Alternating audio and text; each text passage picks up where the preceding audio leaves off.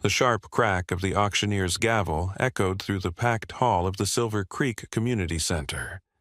7-year-old Emma Carter clutched her pink ceramic piggy bank tightly, coins rattling softly inside as tears blurred her vision.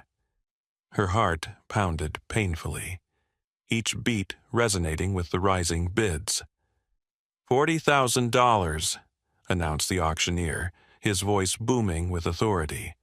Do I hear 45? Emma's trembling gaze followed the bidding paddles rising swiftly, each upward motion slicing through her hope like a merciless blade. Across the crowded room stood Max, her father's canine partner, a strong German shepherd whose loyal eyes scanned the audience restlessly. The dog's ears suddenly perked, his gaze locking onto Emma's tiny figure. With a sudden, desperate lunge, Max tugged sharply at his leash, startling his handler. A low, urgent whine broke through the murmuring crowd as Max strained toward the girl. The handler pulled back, regaining control, but the room had already witnessed the undeniable connection between the child and the dog. Margaret Carter gently wrapped an arm around her daughter's thin shoulders, squeezing softly as fresh tears spilled down Emma's cheeks. This auction wasn't merely about acquiring a pet. It represented Emma's only living bond to her father, Deputy Sheriff David Carter, who had been tragically killed in the line of duty 5 years earlier. Since that heartbreaking day, Emma hadn't spoken to anyone except Max, her father's loyal companion. $50,000, called out a man near the front, his voice carrying a decisive edge. Emma's breath caught, fear tightening her chest. She knew they couldn't compete with such amounts. Rick Thompson, Emma's stepfather, shifted uneasily beside them, his face betraying a flicker of relief Emma couldn't yet understand. Rick believed Max was keeping Emma trapped in her grief. Margaret, however, knew better. Emma's tiny hands shook violently, coins clinking within the fragile piggy bank. She had saved every penny since her father's passing, hoping that someday it would be enough to bring Max home. $55,000, came another voice. James Hammond, owner of a prominent security firm, clearly determined to win. Emma looked helplessly at her mother, her eyes wide with panic and despair. Margaret gently brushed Emma's tears away, her voice barely audible above the murmurs of the crowd. "It's okay, sweetheart," Margaret whispered, though her voice trembled, betraying her own anxiety. "We'll find another way." Yet Emma knew the truth. Max wasn't just a dog. He was the only connection she had left to her father, the only soul she had spoken to in 5 long, silent years. Her grip on the piggy bank tightened as hope faded into the painful certainty of loss. Suddenly, a quiet voice broke the escalating tension from the back of the hall. $60,000, the voice said calmly, carrying a note of finality that drew every eye. Emma turned to see Steve Bennett, a quiet, reserved rancher known to be wealthy, but rarely seen participating in public affairs. Margaret caught her breath, confusion and curiosity flashing across her face. She had no idea why someone like Bennett would involve himself, but a fragile thread of hope began weaving through her heart. The hall fell silent, every breath held as the auctioneer paused, scanning the room. Hammond's jaw tightened visibly, but he said nothing. $60,000, repeated the auctioneer, his voice ringing clear. Going once, going twice, sold.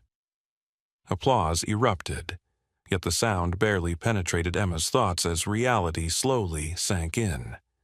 Bennett had won the bid, but what did that mean for Max and for her? As Emma clutched the cold ceramic tighter, she locked eyes with Max once more. The dog stood perfectly still, gazing back with solemn recognition, as if understanding all too well the uncertainty hanging between them. Emma silently prayed that this wasn't goodbye, Emma sat quietly by her bedroom window, staring at the gently falling snow that blanketed Silver Creek. The room was filled with memories, each object a silent reminder of better times. Her fingers absently brushed the soft fur of a worn stuffed animal, its eyes faded from years of comfort. Margaret stood silently in the doorway, her heart aching as she watched her daughter. 5 years had passed, yet the pain of losing David felt just as raw. David Carter had been the soul of their small family, an officer deeply respected in Silver Creek. He and Max, his canine partner, had been inseparable, sharing a bond that everyone admired. Margaret still remembered vividly the day their world shattered. A routine drug bust had spiraled out of control, taking David's life. Max had survived, but something changed in him afterward. A part of the dog had seemed lost alongside David, and soon after, Emma had slowly slipped into silence, speaking only to Max, her words hidden from everyone else. In the years following David's death, Margaret struggled to hold their lives together. Rick Thompson had entered their lives 2 years later, providing stability and comfort. Initially, Margaret had hoped his presence would help Emma heal, but Rick couldn't fully understand the bond between Emma and Max. To him, the dog symbolized the past, anchoring Emma in her grief. One evening, Margaret overheard Rick talking quietly on the phone in the kitchen. She paused near the doorway, her pulse quickening when she heard the name James Hammond. Hammond ran a private security company and had openly expressed interest in acquiring Max for commercial purposes. "I'll talk to Margaret again," Rick said quietly into the phone, his voice strained. "But I can't promise anything." Margaret stepped into the kitchen as Rick hung up, folding his arms defensively. "Who was that?" she asked, her tone guarded. Rick sighed. "James Hammond. He still wants Max. He says it would give the dog purpose, structure." Margaret's expression hardened.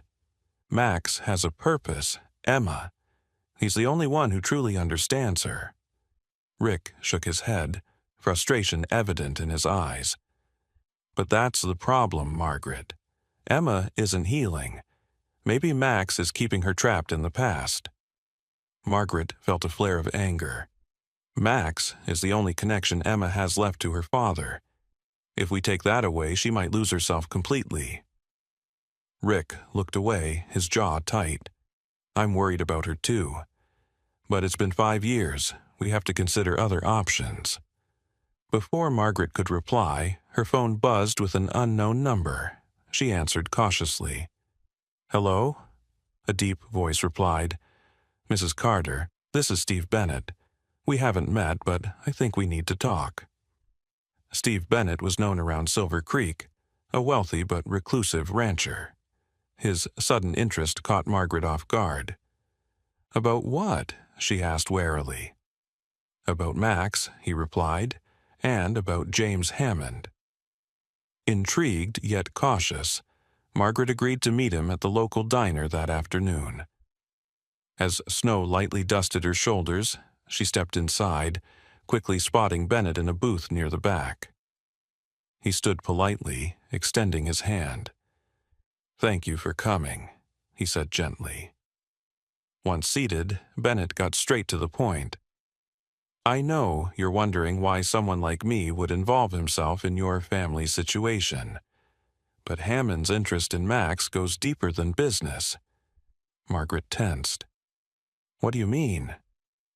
Bennett's eyes darkened slightly. "Your husband was investigating Meridian Pharmaceuticals when he died, wasn't he?" Margaret's breath caught. David had indeed mentioned an important case shortly before his death, though he'd spared her the details. Bennett continued solemnly. "My daughter, Jessica, worked at Meridian. She discovered dangerous practices and reported them. 3 weeks later, she died in a suspicious accident. David was investigating her case."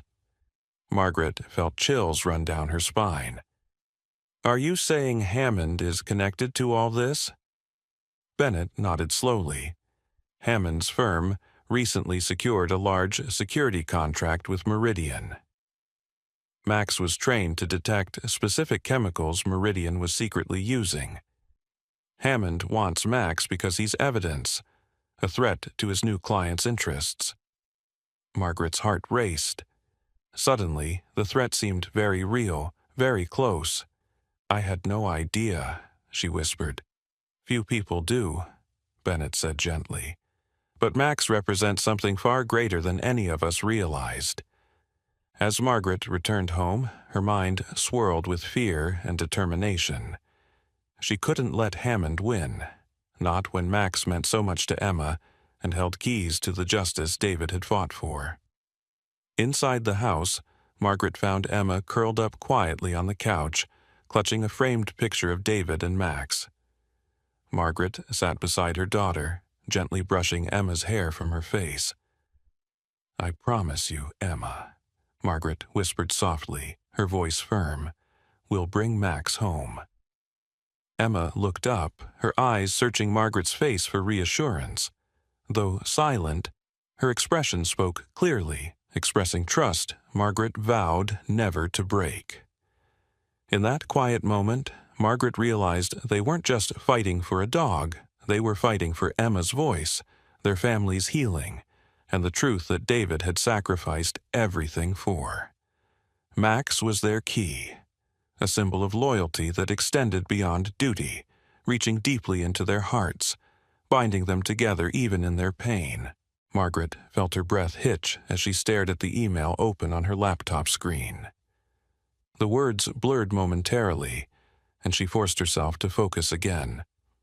Her heart sank deeper with each line she read. A clear betrayal written in black and white. It was a message from Hammond's assistant, thanking Rick for his continued assistance in persuading locals to withdraw their support from Margaret's campaign. Margaret's hands trembled as disbelief and anger surged inside her. Her husband was deliberately sabotaging their fight to bring Max home. She glanced toward Emma's room, a fierce protectiveness rising within her. Emma had already lost so much. The idea that Rick, someone she'd trusted, would actively undermine Emma's healing felt unbearable. Margaret rose quietly, clutching the printed email, and found Rick in the kitchen. He stood by the counter sipping coffee, oblivious to her anger. Margaret slammed the email onto the countertop, startling him. What is this, Rick? Her voice was cold, shaking with suppressed fury. Rick scanned the paper, then sighed deeply. He rubbed his temples as if preparing himself for the inevitable confrontation. It's not what you think, he said, though guilt flickered in his eyes. Not what I think? Margaret snapped, her voice sharp. You're deliberately turning people against our family, against Emma. I'm trying to help, Rick shot back defensively. Can't you see Emma's attachment to Max isn't healthy?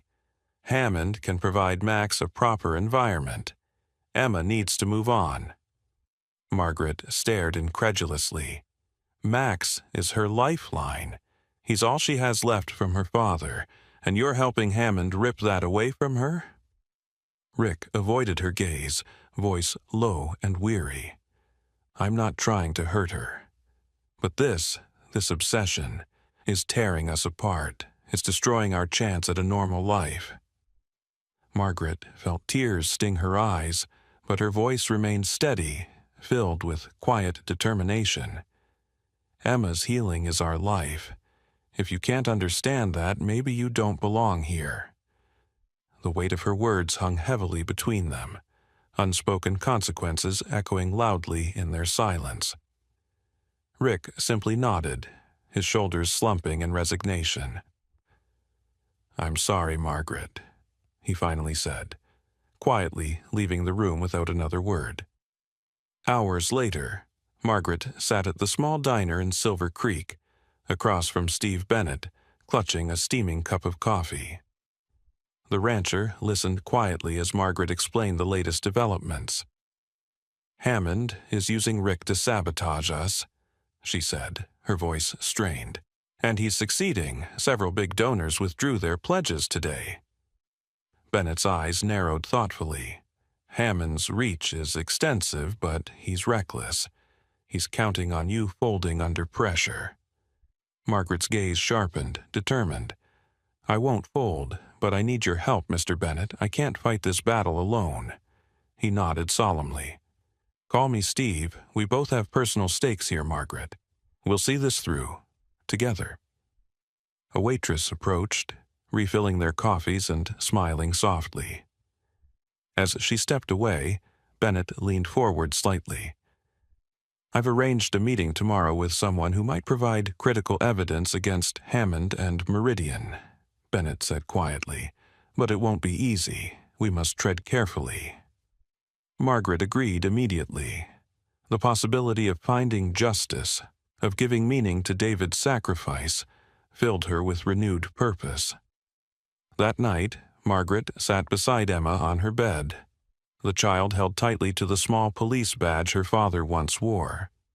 Margaret gently touched her daughter's shoulder, feeling the tension beneath her fingers. "Emma, sweetheart, tomorrow I'm going to meet someone who might help us bring Max home," she said softly. Emma's eyes widened slightly, a flicker of hope in their depths. Her lips parted as if she might speak, but no words emerged. Instead, she squeezed her mother's hand tightly, a silent promise of trust. The following afternoon, Margaret found herself standing alongside Bennett outside an old farmhouse on the edge of town. A weathered man named Tom Abrams greeted them, ushering them inside cautiously. Abrams, a former Meridian Pharmaceuticals employee, had worked alongside Bennett's daughter. Nervously, he handed Bennett a stack of documents. "These show unauthorized chemical experiments," Abrams said, glancing around anxiously. "Your daughter was killed because she found out too much. Deputy Carter and Max got too close. Hammond knows Max is evidence. He won't stop." Margaret's heart pounded as she examined the papers. David had died protecting these secrets. Now she held the key to justice and Emma's future in her hands. Abrams looked at Margaret, his expression grave. "This isn't just about your dog or your daughter, ma'am. These people are dangerous. If they find out I spoke to you—" Margaret met his gaze steadily, feeling a fierce resolve within her. "I won't let them hurt anyone else. Not again." Later that evening, Margaret returned home, placing the documents securely in a locked drawer. She walked quietly to Emma's room, finding her asleep, clutching David's badge tightly. Margaret gently smoothed her daughter's hair, whispering a silent vow to protect her at all costs. Downstairs, Rick sat alone in the dimly lit kitchen. He looked up, eyes heavy with regret. Margaret sat across from him, the silence stretching between them. "I made a terrible mistake," Rick admitted softly. "I thought removing Max would help Emma let go, but I've only made things worse." Margaret's voice remained gentle but firm. "If you truly want to fix this, then stand with us now. Support Emma and Max, not Hammond." Rick nodded slowly, his expression earnest. "I will, whatever it takes." Margaret rose, pausing briefly at the doorway. "I hope you mean it, Rick, because right now, trust is all we have left." That night, as snow continued to blanket Silver Creek, Margaret lay awake, her thoughts heavy yet clear. She knew the battle ahead would be difficult and dangerous. But as she listened to Emma's gentle breathing through the thin wall separating their rooms, Margaret knew exactly why she would fight, no matter the cost. Emma deserved healing. David deserved justice, and Max deserved to come home. The sun rose pale and cold over Silver Creek, the kind of morning that seemed too still before a storm. Inside the Carter home, Emma sat at the kitchen table in her best dress. Her tiny fingers clutched around a chipped pink piggy bank. She hadn't spoken since the night before, but her determination was louder than any words. Her eyes never left the window, waiting. Margaret moved around the kitchen with nervous energy, fixing Emma's hair into 2 neat braids, hands trembling slightly. Rick lingered by the door, the tension between them eased by a fragile truce.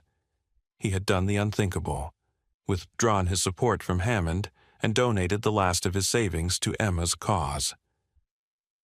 They drove in silence to the Silver Creek Community Center, where the annual law enforcement auction was already bustling. News crews had set up outside. Inside, rows of chairs filled quickly with donors, reporters, and town officials. But Emma had eyes only for Max.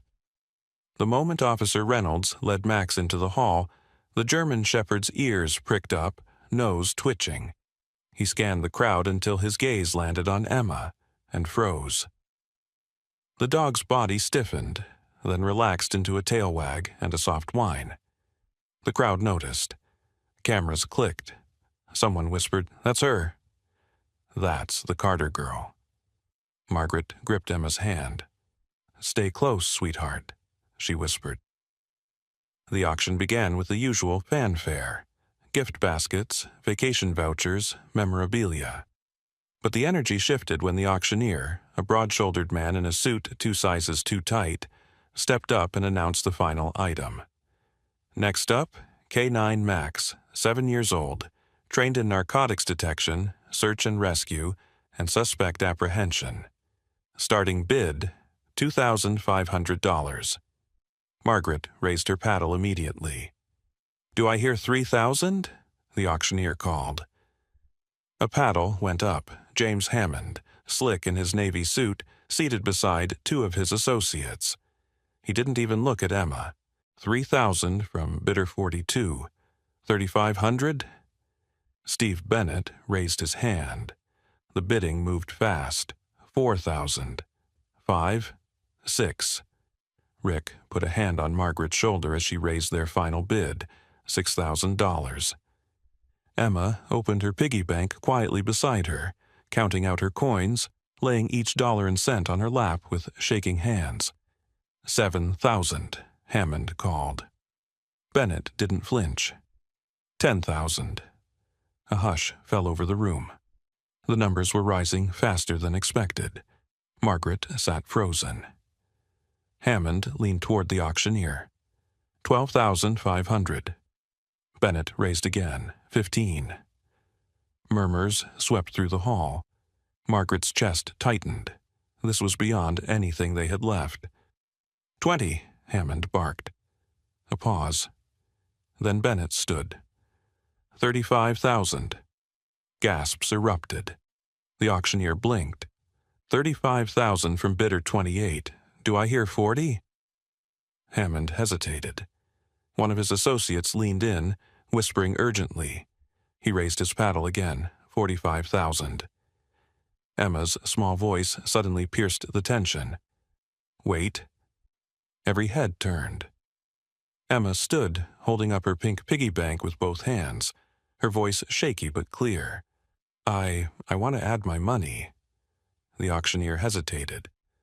Miss, this is an adult event. She's a bidder, Bennett interrupted calmly. And this is her savings. Emma walked into the aisle. Her little shoes clicked on the wooden floor. Max stood now, alert, watching her every step. Officer Reynolds gripped his leash, but the dog didn't move. Emma held up a single dollar bill. This is everything I have, please. He's not just a dog. He's my dad's partner. He's all I have left. The room fell silent. Even Hammond looked caught off guard. The auctioneer cleared his throat. Current high bid is 45,000. Do I hear more? Bennett raised his paddle. 60,000. Hammond stood stiffly. 70. But before the auctioneer could respond, Max broke his sit-stay command. He pulled hard against the leash, stepping down from the stage and moving directly toward Emma. Reynolds tried to restrain him but hesitated. Emma dropped the dollar, letting the piggy bank shatter on the floor, coins scattering like fallen stars. Max reached her side and sat, pressing his body against her legs protectively. Emma bent down and wrapped her arms around his neck. "No more bids," Bennett said quietly, his voice edged with something final. 75,000. Hammond stared at him, jaw tight, but didn't counter. "Sold," the auctioneer announced. "To bidder 28 for $75,000. Applause erupted, some out of relief, others from genuine joy. Margaret rushed to Emma, tears spilling freely as she crouched and pulled both her daughter and Max into her arms. Rick followed, a silent guardian now, no longer divided. But just as Officer Reynolds reached to hand over the leash officially, Sheriff Robert Evans stepped forward. "Not so fast," he said. The room hushed again. Department policy requires formal decommissioning for a working K-9. Emma can't be his handler. She's a minor. Liability's a serious concern. "Policy doesn't cover what just happened," Bennett said calmly, stepping beside Margaret. Evans frowned. "I sympathize, but rules exist for a reason." Emma looked up at him. "My dad said Max protects people. That's what he does. That's who he is." Bennett placed a hand on Emma's shoulder. "Let's take this up with the town council, Sheriff. In the meantime, you've got your money. Max goes home tonight." Evans looked between them, eyes hard. "Only temporarily. Final placement decision will be made after council review." Margaret felt her knees weaken, but she stayed strong for Emma. For now, Max was coming home. Tomorrow, the real fight would begin. The hearing room at Silver Creek Town Hall felt more like a courtroom that morning. Rows of folding chairs filled with townsfolk, off-duty officers, reporters, and city officials all turned toward the front where a long table stood. Behind it sat the town council, Sheriff Evans, and representatives from the district legal board. At the center of the room sat Emma, her fingers curled around Max's leash like it was a lifeline. Margaret sat beside her daughter, spine straight, emotions tucked behind a carefully composed expression. On her other side, Rick adjusted his tie, eyes steady with a new kind of conviction. Across the room, James Hammond was flanked by lawyers in sharp suits, eyes like glass. And standing near the back, arms crossed, was Steve Bennett, quiet but resolute. Councilwoman Teresa Blake began the meeting with a calm voice. "This proceeding concerns the placement of K-9 Max, retired service dog, and the petition to assign him into private civilian care with the Carter family. Due to the unique circumstances, we're here to determine if an exception can be made to existing department policy." Sheriff Evans cleared his throat and leaned forward. "With all due respect, this is about public safety. Max is highly trained. Search and rescue, narcotics, suspect apprehension. These dogs aren't house pets. They require handlers certified by the department. Emma Carter is a minor." Rick stood before anyone else could. "I was the one who doubted this from the start," he said, his voice rougher than usual. "I thought Emma's connection to Max was unhealthy, that it kept her stuck in the past. But I was wrong. That dog didn't trap her. He brought her back. He's the reason she's speaking again." He looked at Emma, who sat motionless but alert.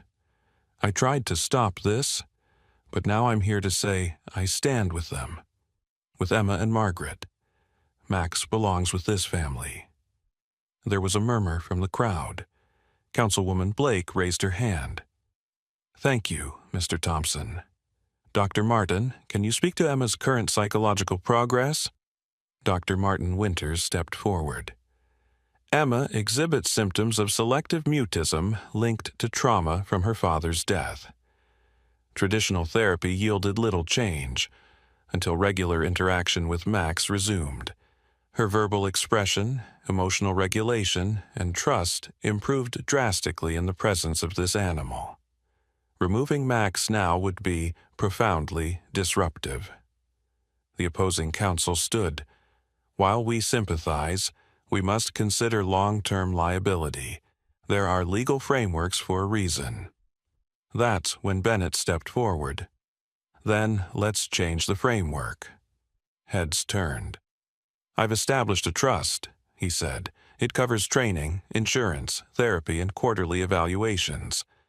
I've arranged for certified K-9 professionals to oversee Max's continued training under Emma's care. This isn't charity, this is responsibility, and Emma is more prepared for that than most adults. Hammond's lawyer jumped in. Mr. Bennett has a personal interest here. Bennett cut him off. My daughter Sarah worked at Meridian Pharmaceuticals, the company your client now contracts for. She died 5 years ago. At the same time, David Carter was investigating that company.